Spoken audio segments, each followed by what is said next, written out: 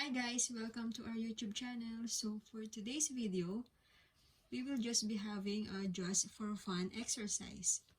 So the problem is, if the radius of the circle is r, find the area of the rectangle.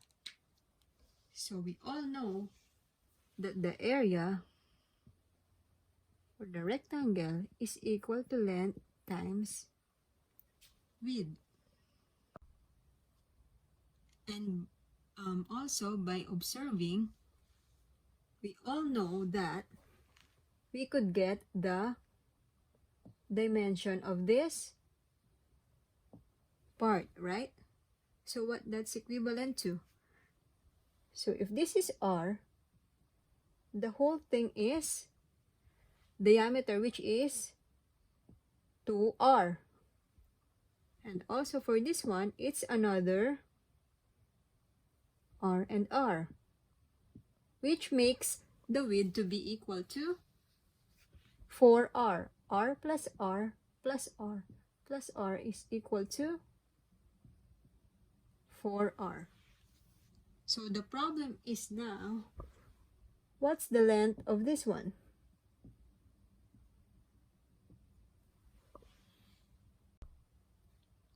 So to get the length of the rectangle, we have to do what? So this is also radius, right? So this is r. So our problem is, how long is this point to this point? Okay? We know that at this point to this point is also equal to the circle's radius, right? So the problem is, what is the length of this one? We call this as y. So how do we get y? So by observing, we know that this one forms a right triangle, right? So we just have to know how long is this one and this one. Okay, so if I took this triangle separately, like this one, I have here 2r, right?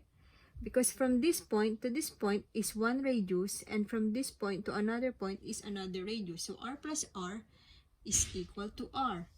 And then this one is the radius of the circle, right? This is the unknown. So how do I solve y?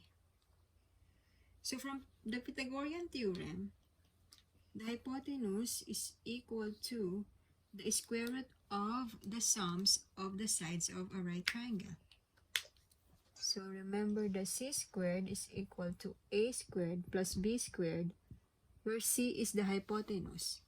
So in that case, we could say that our hypotenuse is 2r.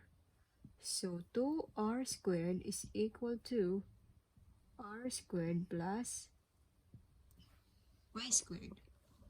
And so 4r squared is equal to r squared plus y squared. And then by transposing r squared to the other side, it will give us y squared is equal to 4r squared minus r squared. So y squared is equal to 3r squared. And then by extracting the roots, square root of 3r squared is equal to r is square root of 3. And now we could look for the length. So length is equal to r plus y plus r. So r plus y plus r, which is equal to 2r plus y. And what is our y? Our y is r square root of 3.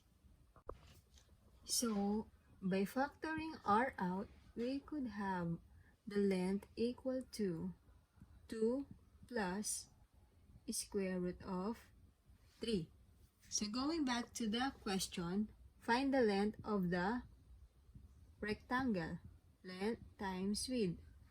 With the length equal to r quantity 2 plus r square root of 3 times, remember this, 4r. So by multiplying the sides, the area of the rectangle is equal to 4r squared times 2 plus square root of 3 square units. This is the answer to the question.